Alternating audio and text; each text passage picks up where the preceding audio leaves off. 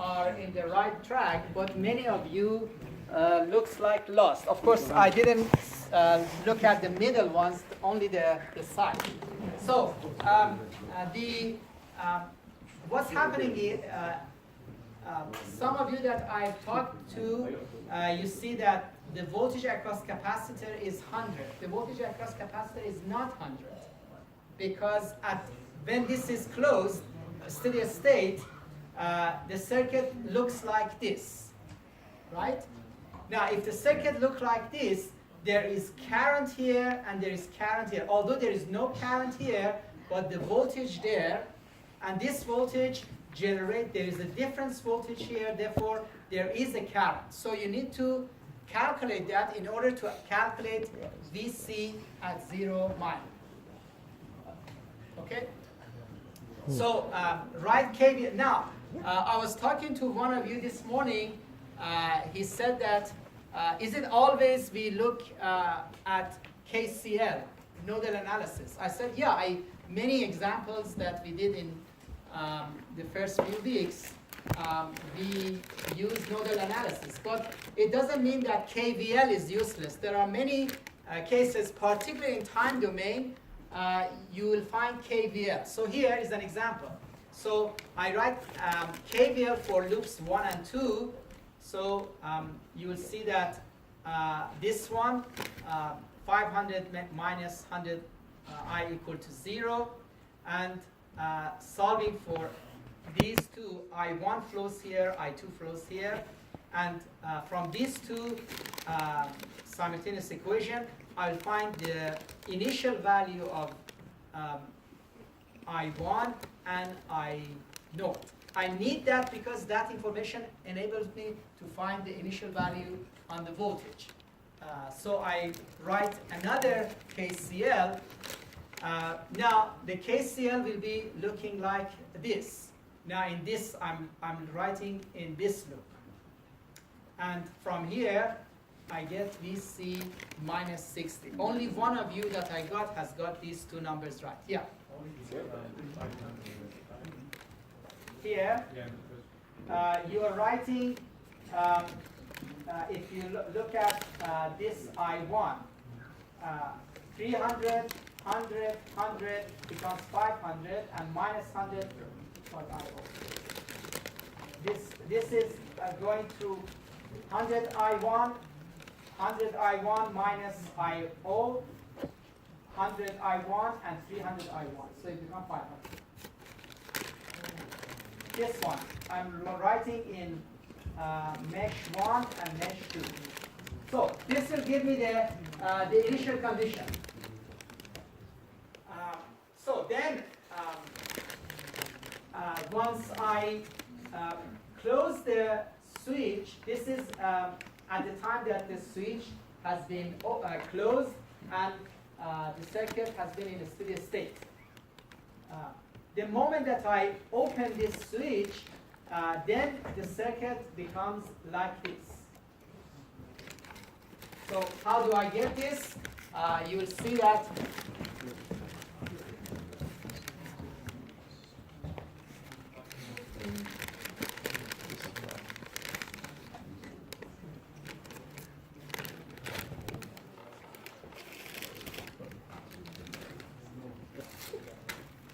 you will see that when I close the switch, this branch, when I open the switch, this branch vanishes.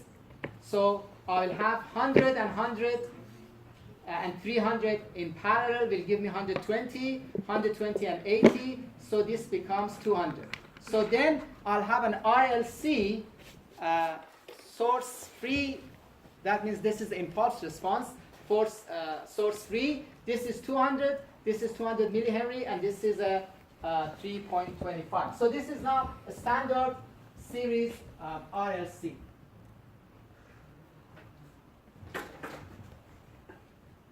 Right? Do you see what I'm... Okay, so now I write the equations, and like before, I start with, for the RLC, suppose this is the exam, I go to the chapter and I copy these and I get 5 marks. Right? Now, I know that I'm interested in V out, but remember, natural response is the same in all of them. Once you find V across capacitor, you can easily find the others. You have the question? How come it's that it's 500?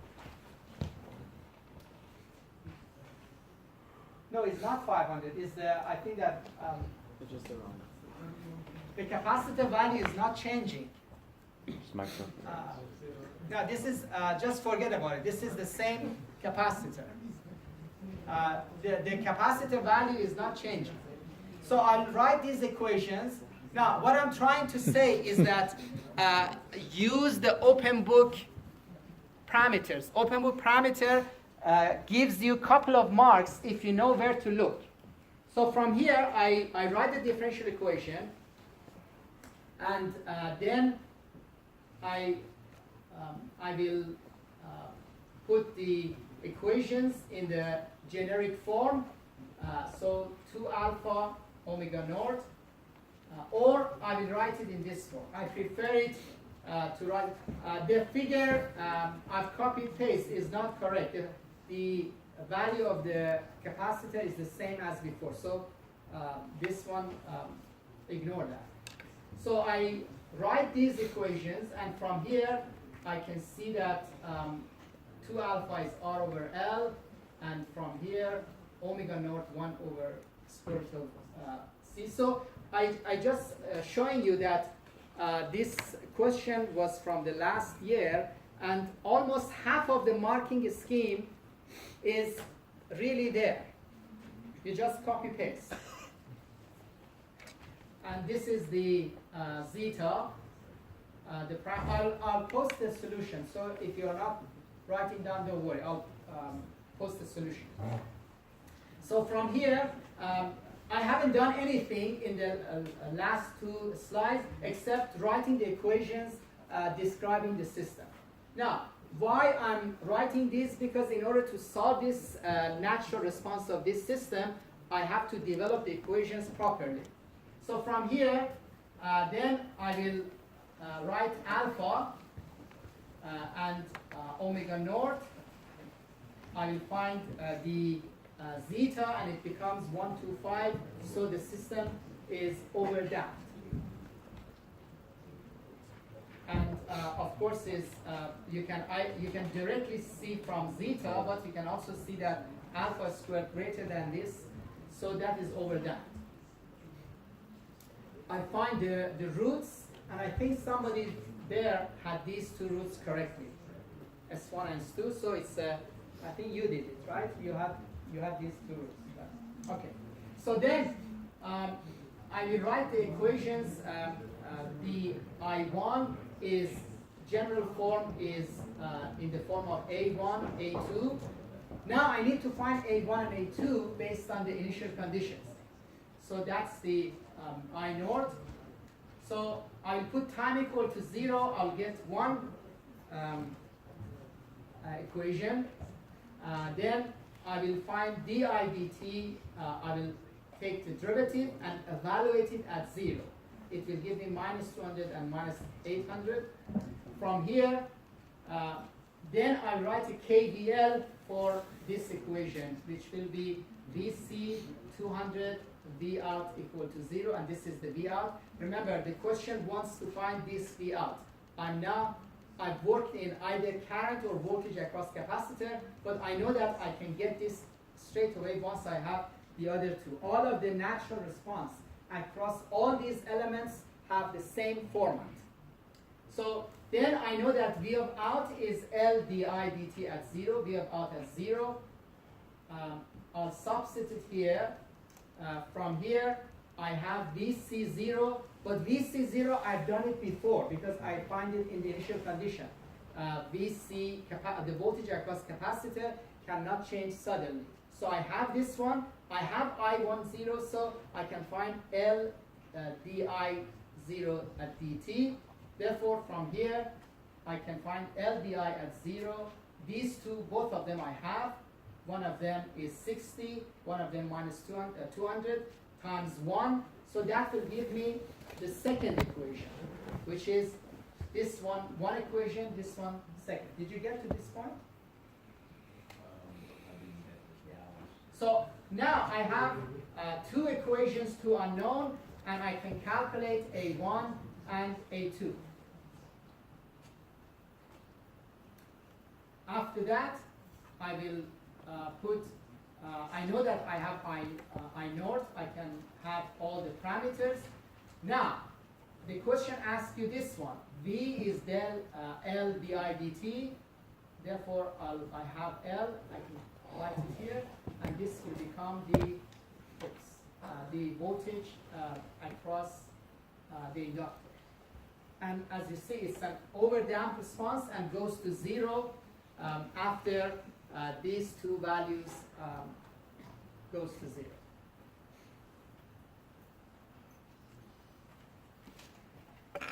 So you need to do this within about 20-25 minutes. And assuming that, as I said, half of these was already taken from the notes. So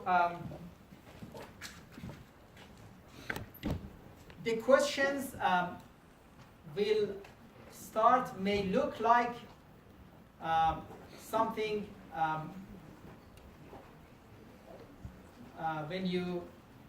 when you look at the question for this, you'll see that at first most of the problems that we did was the voltage across capacitor is equal to this value. However, in this case, because you have a current here, and obviously you have a current here. Why you have the current here? Because these two voltages are not the same. So this first part of this was maybe challenging to find the actual initial voltage here and initial current here. The rest of it was really a process of systematic writing equations, finding the parameters of the circuit, recognizing that this is an overdamped, and after overdamped, you will see how the values are calculated. The other thing that was interesting in this circuit is that you are asking to find, the question asks you to find the voltage across inductor, but all the equations are with respect to, say, voltage across capacitor or the current through inductor. But remember, the natural response is the same in all of these.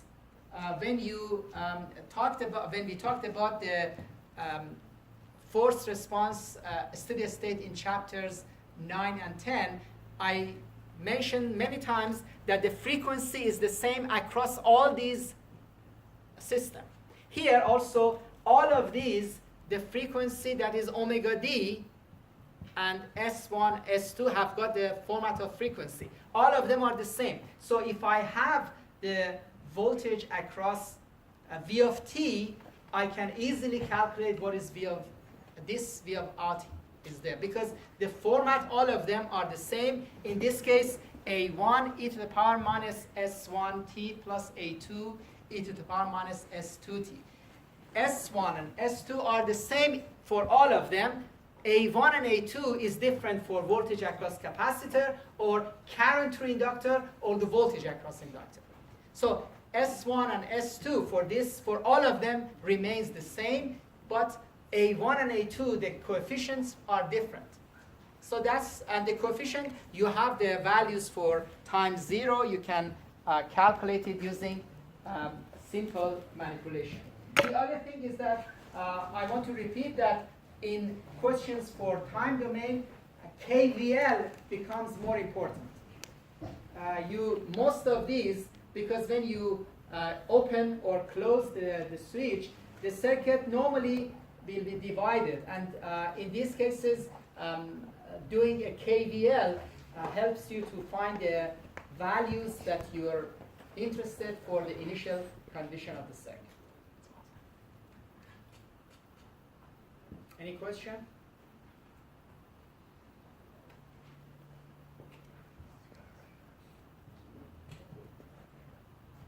So what was the challenging part of this circuit? Voltage. Across. I think trying to get capacitor. everything like in consideration, trying to make sure you don't miss any. Yeah, the key that as I walked through, I see that finding the initial voltage here was a challenge for many, and you thought that it's 100 volt. Yeah.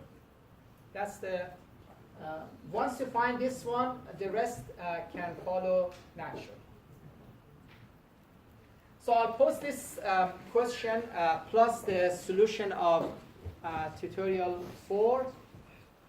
And on Tuesday, I bring another sets of questions from the whole 10 chapters that we covered. And just go through.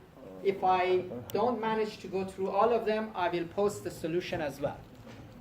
Yes?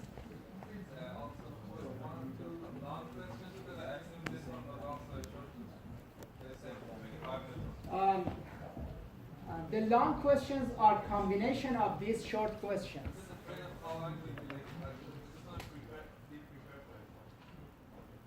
If you can do these, you should be able to do the long questions as well. But I will, I'll bring an example of long questions as well. Okay, thank you very much.